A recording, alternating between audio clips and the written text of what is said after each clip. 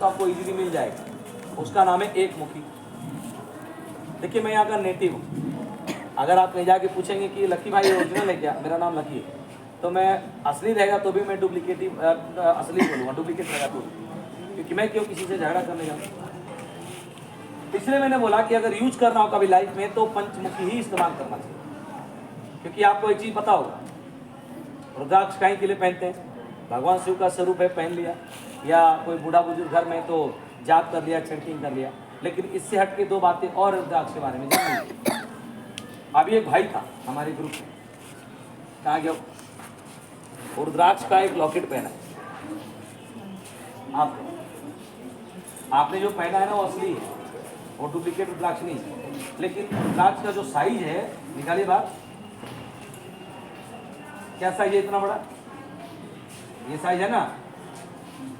रुद्राक्ष कितने दाने में पहनते हैं पता है? 108। माला कितने दाने में बनती है सबको मालूम। अगर ये साइज का रुद्राक्ष 108 में बनाएंगे तो माला टांगों तक आ जाएगी। तो टांगों तक पहनते हैं बाबा साधु, हम लोग पारिवारिक लोग, इसलिए हम लोग छोटे साइज का पहनते हैं ताकि नाभि से नीचे ना जाए। नाभिक नीचे जाएगा तो दोष लगेगा। तो रुद्राक्ष का पहनने का मतलब ये होता है कि इससे आके आप बड़े हो गए, छोटे बच्चे लॉकेट पहनते, बड़े हो गए तो पूरी माला ही पहनने चाहिए, तभी आपको पूरा बेनिफिट मिलता है। दो चीज़ों के लिए रुद्राक्ष को पहना जाता है। पहला, अभी आप इधर हो, ये बात अपने आप ही पूछ लेना, कोई पढ़ा लिखा विद्वान पंडित होगा तो उससे पूछना, बताएगा। जब हम घर से निकलते हैं किसी को कुछ भी आइडिया नहीं कि कब क्या हो जाएगा, तो रुद्राक्ष को अकाल मृत्यु का सूचक भी कहा जाता है। यानी कुछ करने होने से पहले आभास हो जाता है। अगर वो प्योर मेच्योर है तो अकाल मृत्यु का सूचक होता है, इसके लिए लोग पहनते हैं।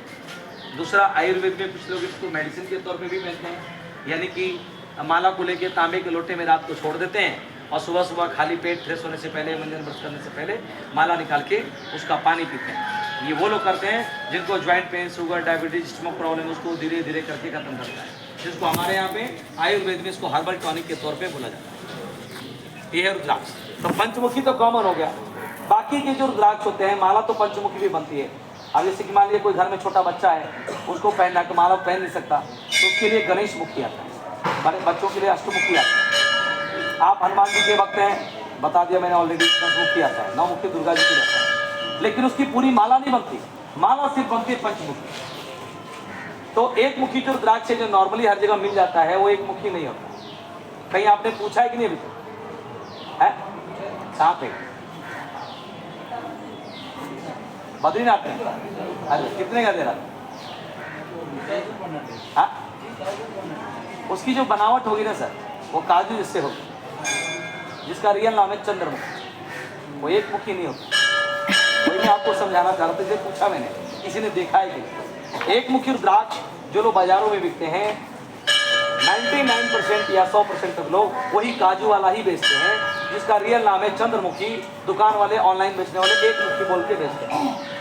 हालांकि जो एक मुखी रुद्राक्ष होता है वो काजू जैसा नहीं होता, वो पूरा एक राउंड शेप में होता है, गोल चंद्रमा जैसा, और भगवान शिव के तीसरे नेत्र जैसा साइड से एक लाइन होती है। और क्यों नहीं मिलता है? क्योंकि बाकी के 2 मुखी से 14 मुखी तक जो रुद्राक्ष हर साल झाड़ में आते हैं, गर्मी में, ठंडी में। लेकिन रुद्राक्ष पूरी दुनिया में सबसे ज़्यादा 3 जगह पर पाया जाता है, जिसमें पहला स्थान है नेपाल। कभी आप काठमांडू या पशुपतिनाथ मंदिर जाएंगे ना, तो वहाँ पुजारी लोग गिफ्ट में भी दे देते हैं, कारण यहाँ उतने बड़े बड़े रुद्राक्ष, जंगली रुद्राक्ष होते हैं, बहुत सस्ते मिलते हैं। दूसरे नंबर पे स्थान आता है इंडोनेशिया, इंडोनेशिया के रुद्राक्ष होता है। तीसरे नंबर पर रुद्राक्ष होता है हमारे यहाँ, कुछ हिमाचल और उत्तराखंड के पर्वतों में होता है। बट ऐसा नहीं कि ये रुद्राक्ष लगाए झाड़, इसमें से बड़ा होगा तो कोई फल तोड़ के माला बना के बेच दे। ये तो सिर्फ आपको दिखाने के लिए लगा, और इसमें जो फल लगेगा वो बड़े साइज का ही लगता है, जो मैंने आपको स्टार्टिंग में दिखाया। जो छोटे साइज का रुद्राक्ष होता है वो काफी हाइट पे निकलता है, जहाँ हमेशा ठंड रहे, यानी बद्रीनाथ से भी ऊपर। बद्रीनाथ के आगे माणा गांव है, ये तो सुना होगा माणा गांव, लेकिन माणा गांव बॉर्डर नहीं है। माणा गांव से लगभग 40-50 किलोमीटर आगे बॉर्डर है, इंडियन आर्मी का जहाँ बेस है, भारत चाइना का बॉर्डर है। वहाँ काफी हाइट पे 2 पर्वत है जहाँ हमारे रुद्राक्ष की खेती होती है नेचुरल। उस स्थान का नाम है नीलगिरी और सुदर्शन पर्वत। वहाँ पे झाड़ भी बड़े बड़े नहीं होते, छोटे छोटे होते। तो मैंने एक चीज़ बोला था स्टार्टिंग में कि जब तक रुद्राक्ष झाड़ में, एक चीज़ जान लीजिएगा, एक मुखी तो नहीं मिलता, बाकी भी जो रुद्राक्ष माला जो मिलती है बाजारों में, वो भी सब असली नहीं होती हैं ज़्यादातर। असली माने असली सब होती हैं, लेकिन मैच्योर नहीं होती हैं। इसका कहने का अर्थ ये है कि जब तक रुद्राक्ष झाड़ पे है, जब तक वो पूरा पक नहीं जाता है, किसी भी फल का टेस्ट कब मिलता है? जब पूरा पक जाता है। तो जब तक वो पक नहीं जाता है तब तक ठीक है। जो समय से पहले टूट के नीचे गिर गया है, सपोज करिए बंदर जानवर पशु पक्षी खा के तोड़ के फेंक दिए हैं, या हवा चलते टूट के नीचे गिर गया है, उन रुद्राक्षों को शास्त्रों और शिव पुराण के अनुसार खंडित माना जाता है। वो कच्चे दाने तो इसको इंग्लिश में प्री मेच्योर कहा जाता है। जैसे आप लोगों ने कुछ लोगों ने मेरे को बोला कि बद्रीनाथ में वो कवर लेके छिलके वाला बेच रहे थे कि इसमें से निकालो, इसमें से तुम्हारा नसीब है, कौन सा मुखी निकले। वो सारे कच्चे दाने होते हैं, बाद में उसको सुखाकर बाजारों में बिक जाता है, चाहे वो छोटा दाना हो चाहे बड़ा दाना हो। तो कहीं रुद्राक्ष पे आपकी नज़र पड़ी भी होगी तो 3 कलर का रुद्राक्ष बाजारों में बिकता है, रेड कलर में, ऑरेंज कलर में, या गाढ़ा मरून ब्राउन कलर में। वो रुद्राक्ष के नेचुरल कलर नहीं होते। वो रुद्राक्ष जो कच्चे खंडित दाने होते हैं उनको कलर करके होलसेल वाले खरीद लेते हैं और बाजारों में बेचते हैं। रुद्राक्ष का नेचुरल कलर होता है, हम चाय कॉफी पीते, चाय पीते हैं, चाय दूध वाली चाय, वो कलर होता है लाइट ब्राउन। बाद में पहनते पहनते वो ब्लैक हो जाता है, क्योंकि शरीर पे दिनों रात रोटेट होता है, धूल है, मैल है, गर्मी है, बरसात है, उसको झेलता है। तो जितना पुराना होगा उतना ही ब्लैक हो जाएगा, उतना ही हार्ड हो जाएगा। जैसे कि ये इसको 3 साल हो गए, अभी पूरा ब्राउन था, स्टार्टिंग जब लिया था अभी ब्लैक हो गया। तो कहने मतलब जो पंचमुखी है वो कॉमन है, वो सबके लिए है। बाकी के रुद्राक्ष के लिए अलग अलग मायने मतलब उसके लिए पहना जाता है, जिसमें से एक मुखी सबसे ज़्यादा रेयर होता है, वो मिलता ही नहीं है, ना कभी उसके चक्कर में पढ़ना चाहिए और ना किसी को बोलना चाहिए कि मत पढ़ो। कारण क्योंकि 2 मुखी से 14 मुखी रुद्राक्ष हर साल झाड़ में आते हैं, बट 1 मुखी रुद्राक्ष 12 साल के बाद एक झाड़ में सिर्फ 1 फल। अब एक चीज हो, 12 साल में ही क्यों आता? ठीक है, आपने अभी टीवी सीरियल में देखा है जब बताते हैं कि ये ऋषि मुनि महात्मा कई हजार साल से तपस्या कर रहे हैं, उनकी तपस्या भंग हो गई।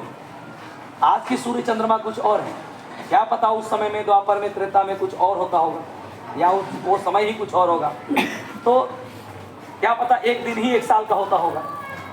मैं एक बात कह रहा हूँ, तभी तो इतना लंबा समय होता था ना कि इतने सालों से तपस्या कर रहे हैं, ठीक है ना। तो ये भगवान शिव ने माता सती के वियोग में जब ब्रह्मांड में निकले और रुद्र तांडव किया, तांडव नृत्य करते समय उनकी दाहिने और बाएं हाथ से जो आंसू गिरे उससे 2 से 14 मुखी रुद्राक्ष की उत्पत्ति हुई। लेकिन गुस्से में आकर उन्होंने लास्ट में ऐसा क्यों किया, उन्होंने अपना तीसरा नेत्र खोल दिया था क्षण भर के लिए। उससे जो आंसू गिरा था उससे 1 मुखी रुद्राक्ष पैदा हुआ। और वो आंसू क्यों गिरा?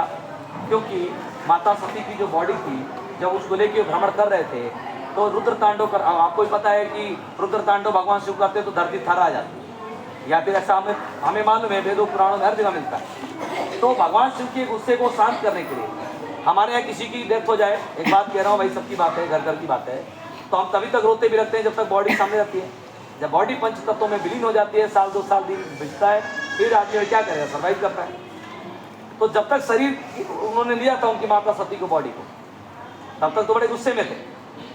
तो उन्होंने क्या किया, भगवान विष्णु ने सोचा कि तो पृथ्वी का विनाश कर देंगे, तो उन्होंने अपने सुदर्शन चक्र से माता सती के 52 टुकड़े कर दिए। वही 52 टुकड़े भारत में आपके स्थान पर जहाँ जहाँ गिरे हैं वो 52 शक्ति पीठ के रूप में जाने जाते हैं, जिसमें आपके गुजरात में भी शक्ति पीठ है, अंबाजी माता के हृदय वहाँ गिरा था। तो जो पार्ट जहाँ पे गिरा है वहाँ शक्ति पीठ के रूप में जाना जाता है। जहाँ आग गिरा है, नैना देवी, ज्वाला देवी, कामाख्या जी, दो शक्तिपीठ भारत के बाहर, एक पाकिस्तान में और एक श्रीलंका में, हिडिंबा देवी बोलते साथ। अब 52 के नाम मुझे नहीं आते, हिंगला देवी, ठीक है ना जी।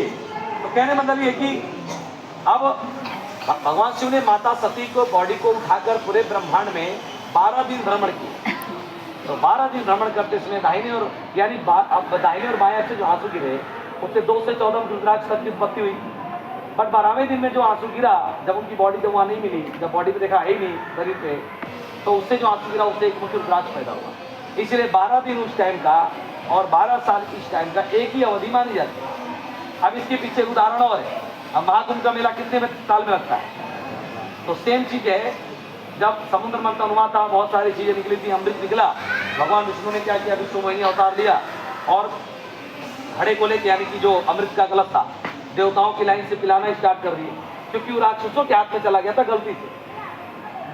तो जब उन्होंने पिलाना स्टार्ट किया तो एक राक्षस जो है देवता बन के उसी लाइन में खड़ा हो गया।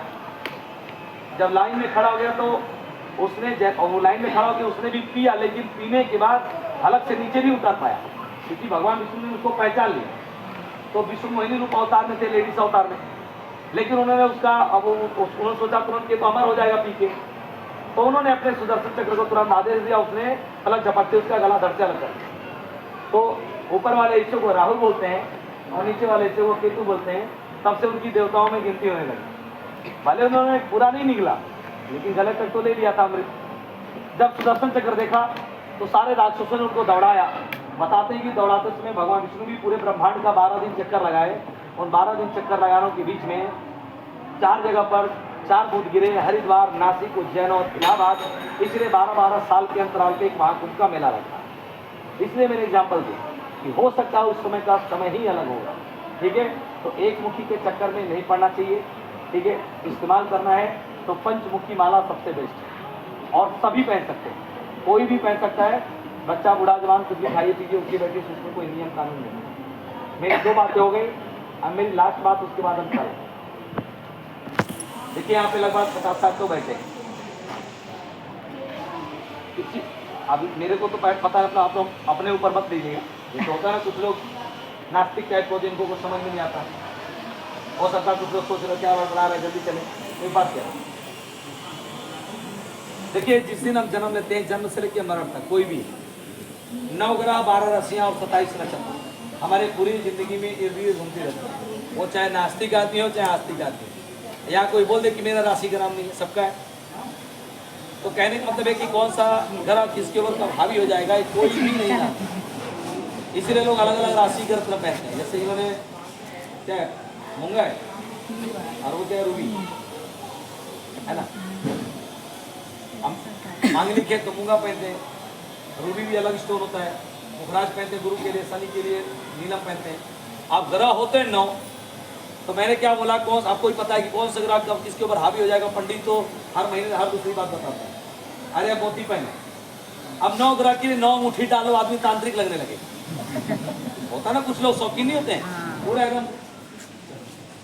लेकिन यही चीज पहले के समय के जो राजा महाराजा लोग होते थे वो नहीं करते थे, क्योंकि वो क्या करते थे, सिंगल स्टोन नहीं पहनते थे। वो अपने मुकुट में ही नवरत्न की मणि जड़वा लेते थे, ताकि कोई एक ग्रह वीक है तो बाकी के ग्रह की स्टोन को बैलेंस नहीं करते थे, क्योंकि पत्थरों में बैलेंसिंग पावर होता है।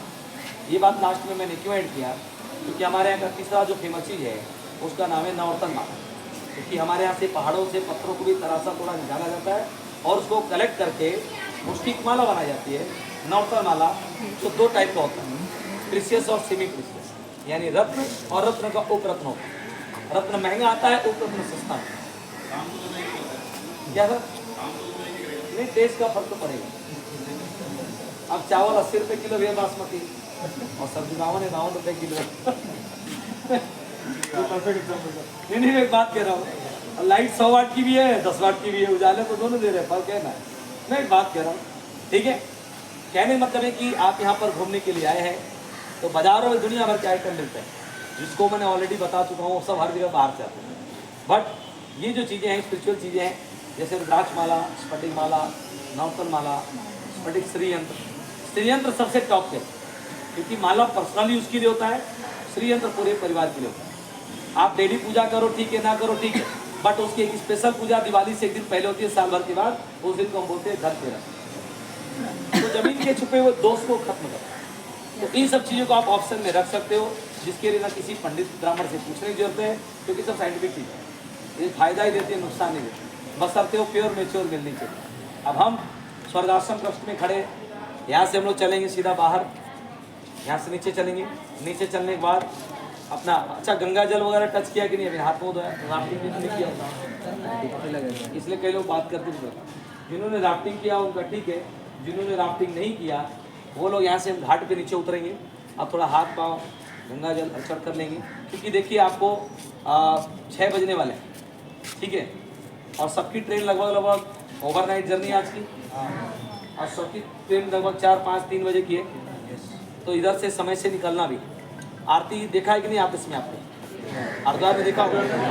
हाँ, तो कोई दिक्कत नहीं है, क्योंकि आजकल यात्रा का टाइम है, बहुत भीड़ भाड़ चल रही है। हरिद्वार तक पूरा ऋषिकेश हर जगह जाम ही जाम मिल रहा है। तो ट्रेन जैसे 4 से 5 घंटे आपको जाने में लगेंगे हरिद्वार से, और दिल्ली स्टेशन पे 1 घंटा पहले आपको पहुंचना होता है, सामान वामान उतारना, आधा 1 घंटे के लिए कहीं डिनर के लिए रुकेंगे आप। तो फिलहाल अभी आप लोग समय से हैं, ठीक है, बिल्कुल समय से, बस 7, सवा 7, 7:30 तक कैसे भी करके हमको निकलना भी है।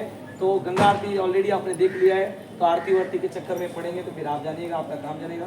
मैं मना नहीं कर सकता सीधे मुँह, क्योंकि वो आरती है, ठीक है ना। इसलिए मैंने बोला कि जिन्होंने पानी टच किया, राफ्टिंग किया, उनका तो कोई प्रॉब्लम नहीं, बट जिन्होंने नहीं किया है सीधा नीचे उतरेंगे, थोड़ा हाथ पाँव मुँह वॉश करके फिर हम लोग चलेंगे कहाँ पे, एक मुखी रुद्राक्ष लेकर।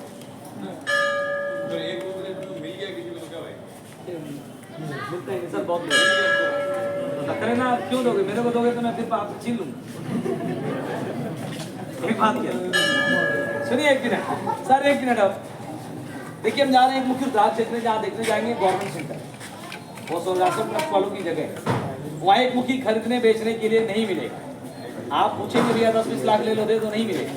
दर्शन कराते हैं कि जाने में कोई गलती भूल चूक मिस्टेक होता है, उसको दर्शन मात्र से मौत मिलता है।